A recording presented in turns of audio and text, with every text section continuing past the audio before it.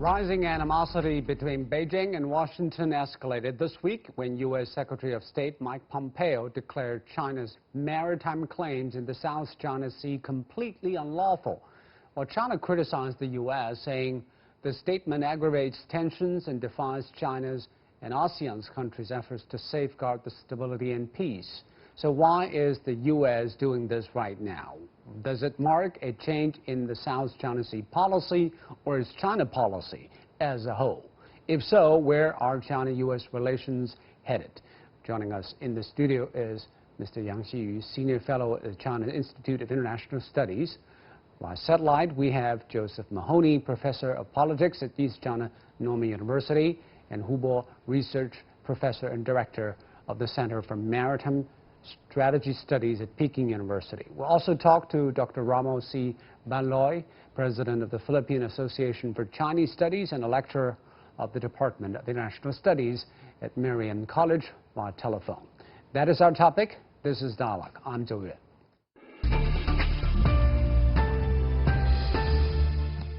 So let me start with you, Mr. Yang. U.S. Secretary of State Mike Pompeo says Beijing's claims to offshore resources across most of the South China Sea are completely unlawful. What do you make of his statement? Well, I think just as you mentioned earlier, this very striking statement not only indicates U.S. the existing administration has changed their long-time, decades-long position on South China Sea, summed up by hands-off, set up by Reagan administration and Clinton administration, reaffirmed by Clinton administration. At that time, while I worked in Washington, D.C., I had close contacts with American counterparts. They summarized their position as a hands-off, no position, takes no sides. But this time, they make change. But not only indicated they make dramatic change on the policy and position on the South China Sea disputes, but also that indicates the part of the change of the South China Sea policy indicates the change of the China policy. It's a part of a change of the China policy, characterized by their previously published report, the so-called New Strategic Approach on China. So basically, I think change is not to surprise me. They adjust the policy, but they change the position on the rule, based on rule. It really shocked me. For example, Pompeo said mischief and the second term of show fall fully on the Philippines' sovereign rights. So I was shocked by this statement because I learned from U.S. Department documents and the treaties say the eastern and the western limits of Philippines' territorial water between the 118 longitude, eastern longitude and 120-17, and explicitly exclude the whole Nansha sporadic island outside the sovereignty of the Philippines, set by the two treaties signed by U.S. and Spain, and one treaty set by U.S. and UK many years ago. So at that time, they had a very clear definition, say the limits or the boundary scope of Philippines within the 118, but the whole islands of Nansha are beyond that. But this time they say, oh, no, this time part of the Nansha Islands is under Philippine sovereign rights. So this is a dramatic, fundamental change. So I'm just wondering, what does it mean by rule-based? This latest statement by Pompeo indicates they violated the treaties they signed, violated the documents they issued. I learned all the knowledge from the State Department's documents. So this time I'm really surprised. And Mr. Hu, why do you think America not only play the role of an accuser, but also try to be an arbiter in the disputes in the South China Sea? I think the most of the important reason is China's rising. You know, China's claims in the South China Sea have been very consistent even since the founding of the People's Republic of China. But why didn't the U.S. oppose it until after 2009? And then the U.S. policy against China are and more serious. So it's very ridiculous. And also, the Pompeo statement is a political thing rather than legal argument. Unlawful. How can a sovereign state determine that the claims of another sovereign state's claim are unlawful? Unlawful. The term is not the language of law. But Secretary Pompeo referred to the Permanent Court of Arbitration's ruling just 4 years ago. Of course, China rejected because they think the court didn't have jurisdictions. But do you think it is appropriate for the U.S. to quote that ruling? You know, even in the arbitration ruling, they are always talking about that China's claims are not very obey the international law. They don't talk about the unlawful. Unlawful is a political thing rather than legal argument. So I think the Pompeo statement is going more further, even based on the arbitration ruling. And we've also collected some opinions from the internet on the South China Sea issue, which is recently brought to people's attention. Let's take a look at what some of them have been saying. Yes, I think it's... let's first take a look at the internet social media users saying. Manifon M, when he replied to BBC World on the issue, he said, does the U.S. has any claims in the South China Sea? If not, how about letting the countries in the region discuss among themselves and solve them? U.S. is not only increasing tensions and creating conflict by getting involved when USA is located far away from the region. So he seems to suggest that actually the U.S. is in no position to be involved in this issue. Mr. Hu? Yes, this time I think the Chinese public are very, very angry, just as you're seeing that the U.S. is far away from the South China Sea. Yes, there are some, U.S. has some interest and concerns in the South China Sea, such as freedom of navigation. But the freedom of navigation in the South China Sea, there are no problem at all. So for the Chinese perspective, the U.S. approach and the U.S. statement are just against China rather than anything else. And Joseph, why did the U.S. bring up the issue for 4 years, actually 6 years after the arbitration case, where there's nothing happening that impeded navigation freedom on the South China Sea? Why now? Well, I think that what we have been seeing throughout the Trump administration is, you know, this xenophobic blame China for rising at America's expense while the United States declines. And, you know, I think that while there was some hope that at some point this would resolve, maybe some of the earlier hopes this year that maybe the trade deal was moving forward, because what we've seen with Donald Trump before is that he plays a game of brinkmanship, and if he gets something that makes him look good or makes it look like he's achieved an objective, then he will kind of let things go a bit. But there are two problems. The first is that the United States currently is in a very difficult position with its response to COVID-19, and Trump is in trouble. He's running for re-election. He's double digits behind behind Joe Biden at this point, and he's relatively unable to gain control of the domestic situation. Historically, presidents, when they face domestic problems, they turn to foreign policy, where they have much more power, and so I think, you know, this is just part of the full court press. You know, once it's become clear that he hasn't been able to mount an effective domestic policy, and furthermore, that there's broad consensus, largely because he's inspired it, but for other reasons, there's broad consensus in the United States that China deserves to be blamed for some of America's ills, and so that's become his issue, and that's what he's running on, and he's going to run this issue as hard as he can all the way until November, and perhaps beyond. So this is in line with his general election policy of playing tough and acting tough on China?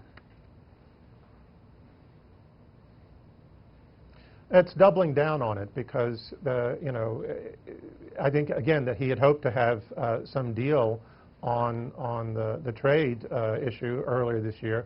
And given what's happened with COVID-19, everything has shifted. And so all he has now is his tough position on China to run on.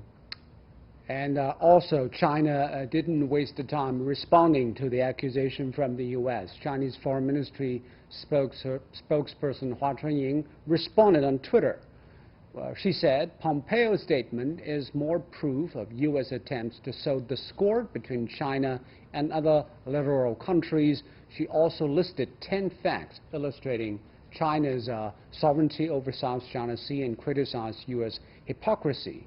So, Mr. Yang, of course, the statement from the Chinese Foreign Ministry has been consistent with the Chinese position on South China Sea. But do you think it is a correct understanding that the U.S. is actually sowing discord among China and its ASEAN partners? No, absolutely wrong and absolutely terrible. Actually, Pompeo's statement set up a very bad example, say any country or any powerful country can make a provocative position on any disputes on any corner of the world. What I want to say is, if there's some disputes in Mexico Gulf, and China, Russia, Japan, France, or even Argentina, or whatever country can go there, say yes or no, say right or wrong, and by the same token, every controversial issues can be stated by every country. If that is the rule, I think that all over the world will fall in the mess. I think the just Twitter you introduced a very meaningful say. All controversial issues should be talked, negotiated, and solved by the related parties. Say, now the fact is we have a controversial issue, say South China Sea disputes, and we admit, say, we have sharp differences between Chinese and the Philippines and many other claimants. Yes, but how to solve this issue? Should it be solved by the related parties like China and ASEAN countries, or by any other outsiders? So that is the key point. Who doesn't have a stake in this? Yeah, no, any direct related interest and stake there. If that is the rule, that will make the world order a mess. So I think Pompeo is not only indicated a very wrong signal to China policy, but also really set up a very bad example in the international law, in the international order. And how do ASEAN countries view this? Let's try to talk to Dr. Banaroy in the Philippines. So, Doctor, how does Philippines look at the U.S. sudden change of tone on the South China Sea issue? Of course, we understand that the Philippines has some disputes with China over some islands, but do Filipinos really want the United States to say and act like it did? Well, right now, in my opinion, the situation now is very worrisome for the Philippines because apparently there is an escalation of major power rivalry between China and the United States. But of course, the strong words coming from the United States of challenging China's maritime claims in the South China Sea is in fact very consistent with the Philippine position of asserting the decision of the arbitral tribunal. But we have to understand that when it comes to the position of the United States, there are two aspects of the problem, one on territorial disputes and one on maritime disputes. When it comes to territorial disputes, I think the United States remains neutral when it comes to the issue of the territorial sovereignty. But when it comes to maritime disputes, I think the United States is just echoing the decision of the arbitral tribunal that challenges China's maritime claims in the South China Sea. And of course, the Philippines right now continues to be an ally of the United States, but it does not mean that we will allow the United States to dictate our foreign policy decision. In fact, we just had a discussion with our ambassador now in China that the Philippines continues to have strong interest to maintain friendly ties with China, and we have political differences with China when it comes to the issue of the South China Sea, but we are settling our differences bilaterally through the bilateral consultative mechanism in the South China Sea, and this is what is good right now in the current situation. But does the Philippine government feel increasing pressure from the U.S. when you are pushing forward a holistic understanding of relations with China? Well, this is the situation. When our security interests are threatened, our country has a tendency to reach out the United States, because the United States is the only ally of the Philippines, and not only a political ally, but a military ally of the Philippines. So right now, we are threatened, our security interests are being threatened in the South China Sea because of the unilateral actions happening right now in China. So when we are threatened militarily and we are threatened in a security field, we have a tendency to really reach out the United States. But when we are not threatened and the situation is good, the situation is calm in the South China Sea, and there are no direct threats to our security, we tend to engage our neighbors. In fact, that's the history of our relationship with China and the United States. When things are good, when situations are good, when the environment is good, we reach out to China, we embrace China, because we still value our long-time friendship with China, being our close neighbor, and because of our cultural affinity with China, we value our friendship with China. But when our security interests are threatened, we have to really reach out our ally, the United States. But it does not mean that we will allow ourselves to be used against China. We will not allow. In fact, this is very clear in our foreign policy position, that when it comes to major power rivalry, we want the two major powers to resolve their differences peacefully, because if the two powers are in conflict, the world. So let's talk about the security situation right now in the South China Sea, because just a few days ago, the U.S. sent 2 aircraft carriers into the area. At the same time, China was holding drills as well, and the People's Liberation Army daily condemned the move, calling the U.S. a spoiler, saboteur, and disruptor of regional peace and stability. My question is to you, Joseph. Do you think the U.S. muscle flexing, while the Chinese is becoming assertive in this part of the world, will lead to miscalculation or even the possibility of confrontation in the South China Sea? In fact, I published an editorial, an op-ed on this with a colleague of mine from the University of Bonn, Max Meyer. We published in the South China Morning Post on a previous engagement when China was conducting live fire exercises in the Straits, and the U.S. sailed through those. And we described that as a very dangerous development, one that could quickly spiral out of control. I think that our opinion then, and I can't speak for Max on this one because I haven't spoken to him in the last couple of days, but our opinion then and my opinion now is that we don't think, or I don't think that Washington really wants a war. We don't think, or I don't think that it can really be afforded by the U.S. And I think it's also clear that the Trump administration, as Trump signaled at his recent commencement speech at West Point, is that the United States is trying to disengage from a number of conflicts, if not perpetual war. Now, is this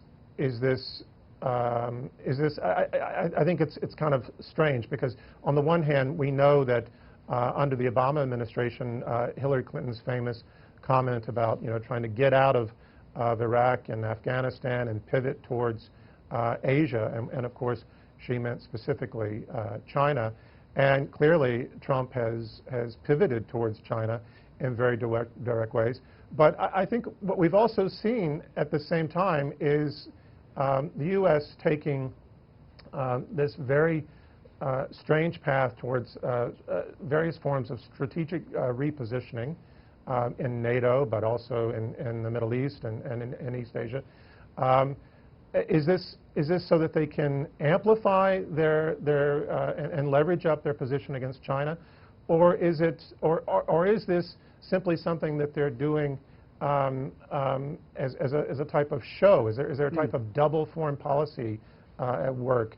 This is one of the questions that struck me when I read Bolton's new book. Where he was talking about Trump was basically trying to cut deals with China that ran very contrary to the rhetoric that he was spewing, and we see something similar, of course, in his build-up in his conflict, early conflict with North Korea, before becoming best friends with Kim Jong-un, and now things are maybe going back to square one. It's hard to say. So I don't know that the U.S. really wants a conflict.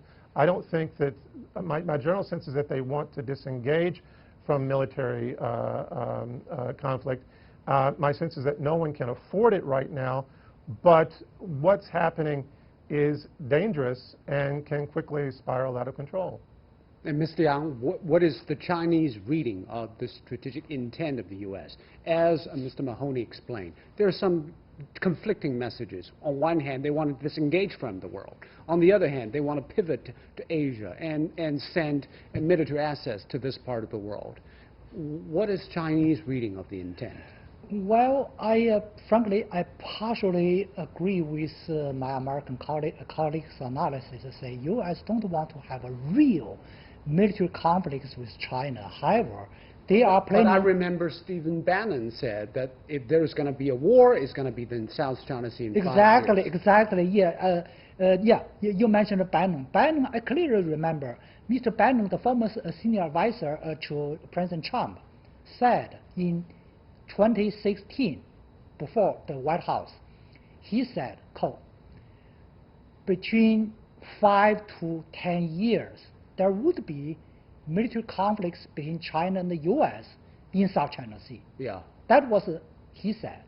But unfortunately... You think it is the mainstream idea in the U.S.? No, I don't think it's a mainstream idea in the United States. However, the mainstream idea in the U.S. now, in the White House, has evolved into a tactics of brinkmanship. Say, I don't want to have a real war with China, but I don't mind if the situation slide into the brink of the war. Brinkmanship. Yeah, brinkmanship. Actually, it's a brinkmanship. Just look at the set of actions the Trump administration has taken recently.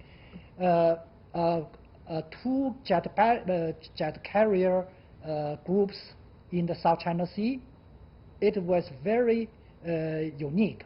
And then quite a frequent surveillance very close to Guangdong coastal line area, that where is very sensitive militarily and economically, right? Especially very close to actually part of Taiwan Strait, right?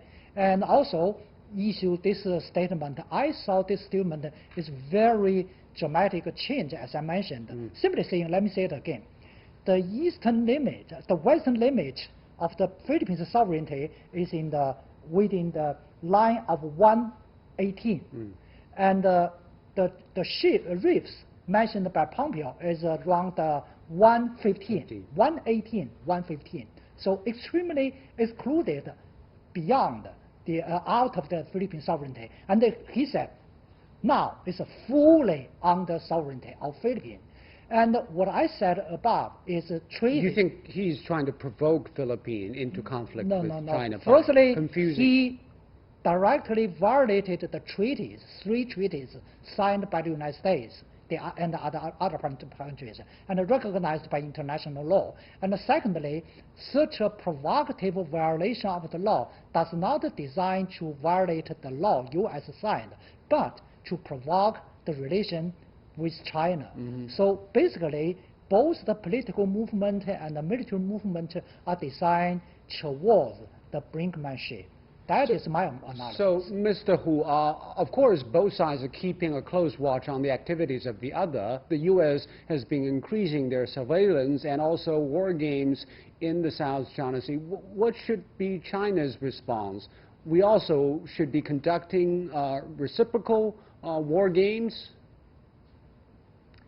I think U.S. are conducting war game and showing force in the South China Sea. They want to create friction, but are cautious to start a real war. No one can imagine the consequence of the U.S. military conflict in the South China Sea. It is easy to start a war, but it would be difficult to end. To the close reconnaissance of the U.S. aircraft, I think China is observing and monitoring and keep a high alert. And Mr. Ban Loi, I understand this South China Sea disputes should be still closely observed and consulted between the member states of ASEAN and China. And Chinese Foreign Minister Wang Yi recently said the South China Sea Code of Conduct advancing well and should be completed next year. Are you all also optimistic, and how will that change the South China Sea order?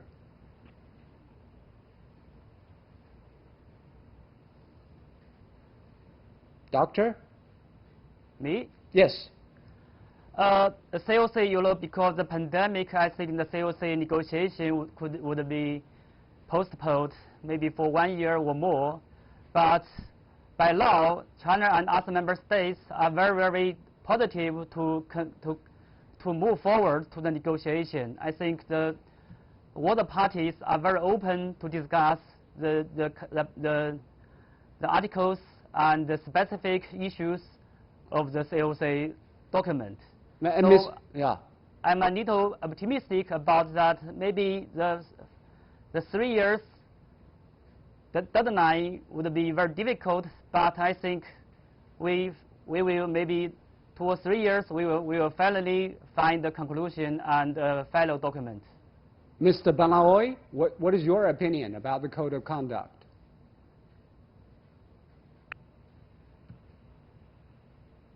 Well, it seems Mr. Ban Loi is not available at the moment.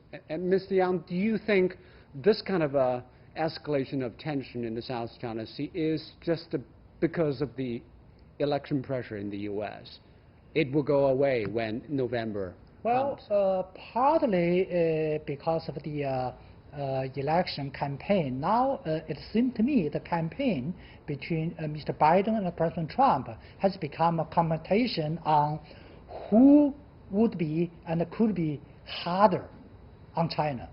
And Mr. Biden has criticized President Trump as speak harder but soft, act so it's softer. election rhetoric. Yeah. And so now President Trump wants to show not only harder on wording, but also harder on action. Okay. However, it contains the policy adjustment. We have to cut it off here. Thank you very much, Mr. Yang. Thank you, Mr. Hu, and thank you, Mr. Mahoney. And that will do it for this edition of Dialogue on CGTN. I'm Zhou in Beijing. Goodbye.